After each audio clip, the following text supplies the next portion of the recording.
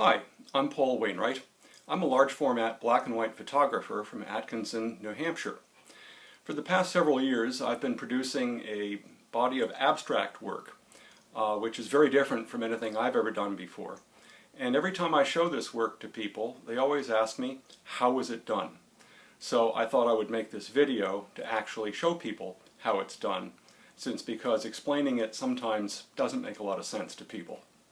First, let me show you what this work looks like. This is an example of one of the photographs, and as you can see, it's just a very abstract pattern involving lines and curves, and there are two examples on the wall in back of me. Before I tell you how the work was done, though, I'd like to back up and talk a little bit about what motivated me to do this work. I first had the idea for making these photographs in the fall of 1967. When I was 17 years old, I was a senior at the Williston Academy, now the Williston Northampton School in East Hampton, Massachusetts, and I was having my first physics class. The textbook for that class was simply called Physics. This is the actual book that I used, and this was produced by a group called the Physical Sciences Study Committee in the late 1950s, during the beginning of the space race, when the United States wanted a better set of physics textbooks in American high schools. One of the things that this committee did was they hired a photographer named Bernice Abbott to do not only this cover image of a bouncing ball illuminated with a strobe light, but many, many other images in the book as well. And since I was already heavily into photography as a high school senior, I really resonated to this photograph and the other work by Bernice Abbott in this book. So if I could say that my work with these abstract photographs was motivated by anyone, I'd have to give the credit to Bernice Abbott. I did several photographs at that time involving putting a light source on the end of a pendulum. I have two prints that I can show. This is the first one, and this is the second one. These were done in the school auditorium, and basically it's a weight suspended by a single strand of rope, and the light source on the end of the pendulum was a 1/4 watt neon light bulb.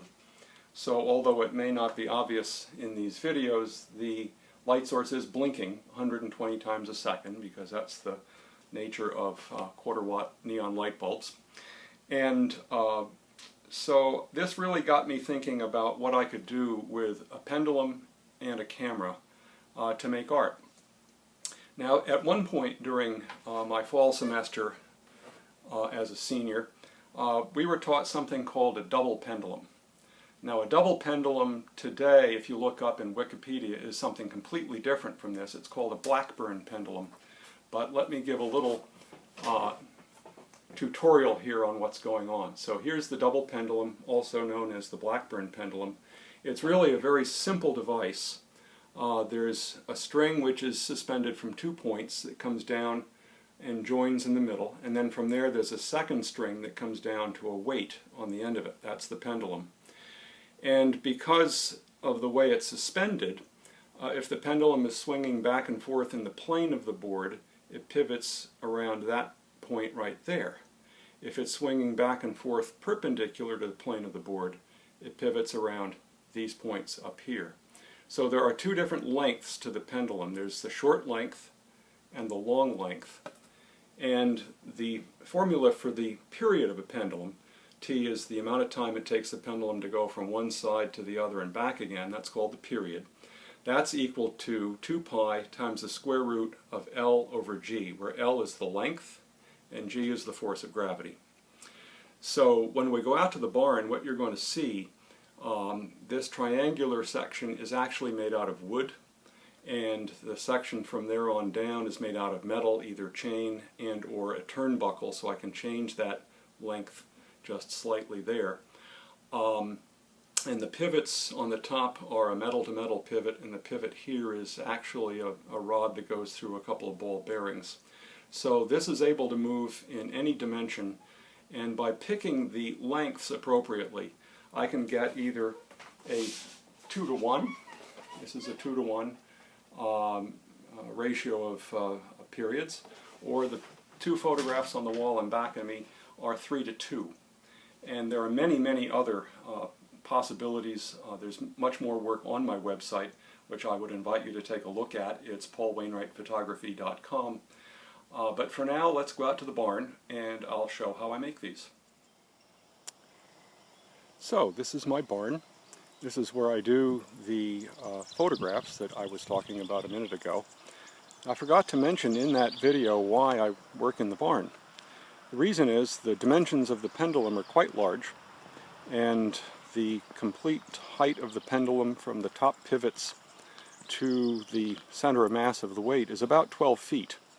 So I'm able to string the pendulum from just under the cupola of the barn, and that leaves the weight of the pendulum about 7 feet off the floor of the barn, which gives me an opportunity to have the camera be just off the floor looking straight up at the pendulum. So let's go inside and have a look at the setup. So here we are inside the barn. The camera is a 4x5 inch wooden field camera that you can see at the bottom of your screen. That's about a foot above the floor, and the way I focus it is I lie down on the floor on that piece of cardboard and look straight up at the ground glass. The thing moving on the top of your screen is the weight of the pendulum, and what you're looking at is the bottom section with that triangle that's moving back and forth. That's the lower pivot, and the pendulum itself, the upper part that's made out of wood that I mentioned, is pivoting on two pivots. One is just off the left upper side of the screen, and one is over here off to the right. And so the total distance from those upper pivots down to the pendulum weight is about 12 feet. So right now it's configured in a ratio of 2-to-1 swing times. So you'll notice the pendulum is making 2 swings in the left-right direction for every 1 swing in the long direction, the wooden thing that's swinging. And that makes sometimes figure 8s or sometimes a U-shaped. Right now it's making a U-shaped path. And you'll notice if we waited long enough, the swings are not quite exactly 2-to-1. So this will eventually deteriorate into a figure 8. And that's what makes the photographs interesting. If the proportions were exactly 2-to-1 or exactly 3-to-2, you'd just have the pendulum retracing the same line over and over and over again. But the fact that it's a little bit different means that it will trace a slightly different line every orbit that it goes through. And that's what makes the photographs. You can see that turnbuckle, which is just above the weight. A half turn of that turnbuckle will change the height of the weight, or change the length of the lower part of the pendulum by 1/16 of an inch. And that makes a significant difference in the images, as can be seen in some of the work that's on the website. So here we are looking at the pendulum from the underside. I've stopped the movement so that you can get a better look at the way the light source is mounted on the bottom. The light source is no longer a 1/4 watt neon light bulb. It's actually a small array of light-emitting diodes that are inside that black housing. And also inside the housing are 2 diffusers, and at the very bottom a piece of foil with an 1/8 inch hole drilled in it and then spray painted black. So the dot of light that you see is the only light which is on when the photographs are actually being made. These photographs are done in total darkness, and out here in the barn, even though I've got the windows blacked out, during the daytime it's not dark enough to actually make one of these photographs. So all of these are done at night, after dark. And since I'm not much of a night person, it means that during the summer I don't do a whole lot of photography out here. I do it in the wintertime when it gets dark, here in New Hampshire about 4:30 or 5 o'clock.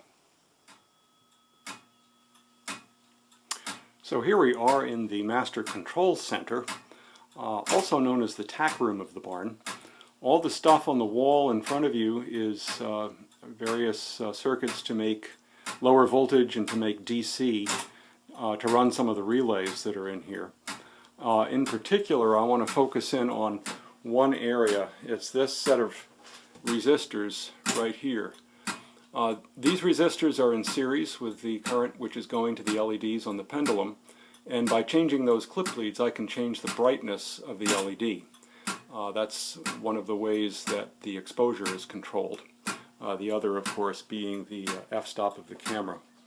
I measure the current delivered to the LEDs here. Currently that's at about 8 or 9 milliamps. And some of the other relays, there's a box of relays over here which controls the release of the pendulum. On the top you can see those 4 lights. That's controlling the Morse code kind of lights that I have off to the side so I can distinguish one negative from the other. And this thing that you hear making noise in the background is the digital clock. It's now been 5 minutes and 25 seconds since the pendulum was started in the example that I just gave. This is a digital clock made out of telephone relays, something that I did in my 20s just to amuse myself, but it's a very useful thing now in doing this pendulum work.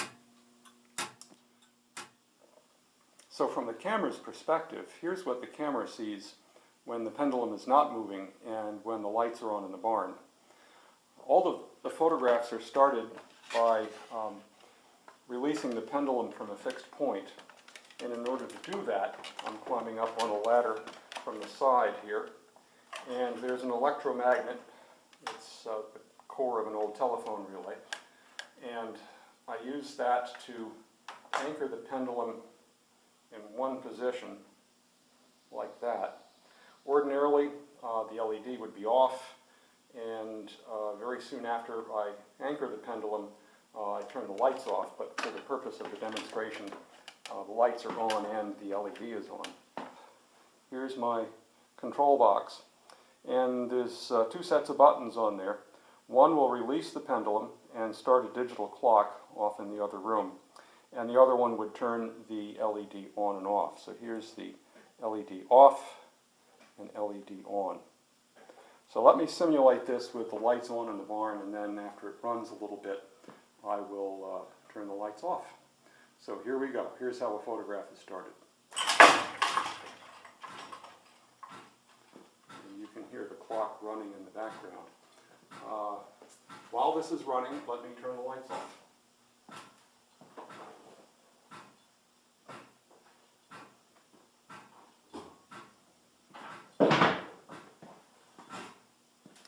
So there you get an idea of the pendulum tracing out a particular path.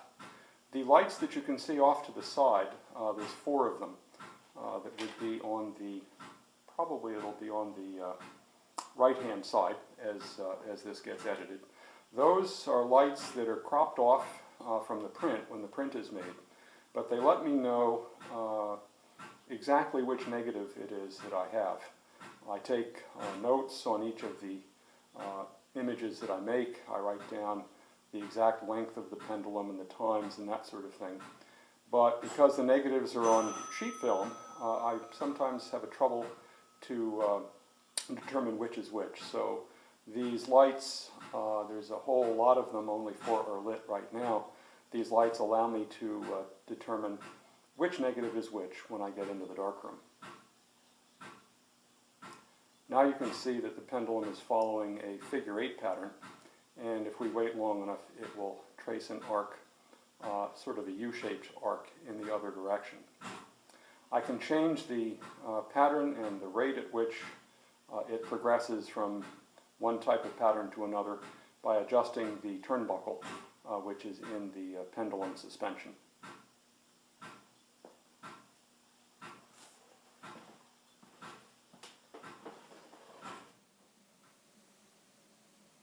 So I hope you've enjoyed this brief visit to my barn and a brief look at the methodology that I use to make these abstract photographs by making long time exposures of an LED attached to the bottom of a pendulum.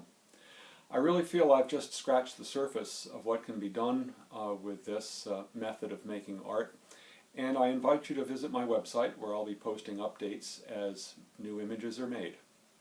Thanks for watching and have a great day.